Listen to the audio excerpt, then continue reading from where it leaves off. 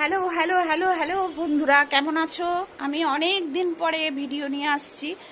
যদি ভিডিওটা ভালো লেগে থাকে লাইক কমেন্ট শেয়ার তো অবশ্যই করবে, কেননা এই ভিডিওটা অনেকে করছে, কিন্তু অনেকেই ভুল তথ্য দিয়ে ভুল প্রমাণ দিয়ে ভিডিওটা করছে। আমি তাদেরকে বলবো যে সঠিক তথ্যটা আগে জানো, তারপরে ভিডিওটা করার চেষ্টা করো। আমার ভিডিওটা হয়তো একটু লং হয়ে যাবে, যাই হোক তোমরা একটু মন দিয়ে ভিডিওটা শোনো।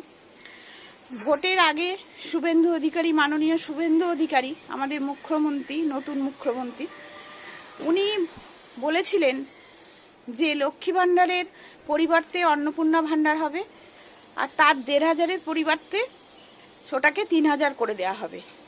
ভোটের পরে, ভোট মিটে যাবার পরে অগ্নিমিত্রা পাল, শুভেন্দু অধিকারী, অগ্নিমিত্রা পাল, উনিও বলেছিলেন যারা পুরনো লক্ষ্মী ভাণ্ডারে আছে, যারা মানে অরিজিনালি ভোটার, এসআইআরে তো প্রচুর ভোটারের নাম বাদ গেছে, অরিজিনালি যারা ভোটার তাদের দিকে যারা লক্ষ্মী ভাণ্ডার পাচ্ছে তাদের অ্যাকাউন্টে কনভার্ট করে দেওয়া হবে।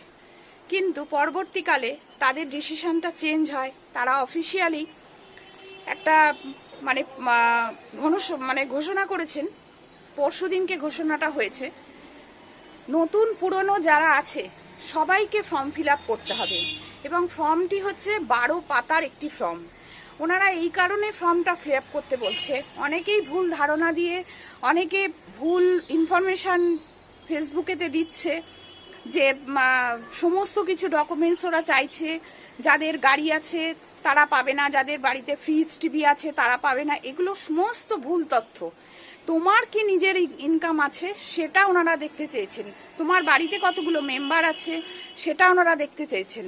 এই কারণে দেখতে চেয়েছেন যাতে স্বাস্থ্যসাথী কার্ডের ক্ষেত্রে আর কোনো ডকুমেন্টস তাদের দিকে না নিতে হয়, বা আয়ুষ্মান স্বাস্থ্যসাথী কার্ডের পরিবর্তে যেটা আয়ুষ্মান কার্ড হবে তাদের ডকুমেন্টস যাতে আর কোনো নিতে না হয়, বা নতুন যে কোনো প্রকল্পে যে আর নতুন করে কোনো ডকুমেন্টস বা কোনো কিছু নিতে না হয়, সেই কারণে ওনারা এই 12 পাতার ফর্মটা বার করেছেন।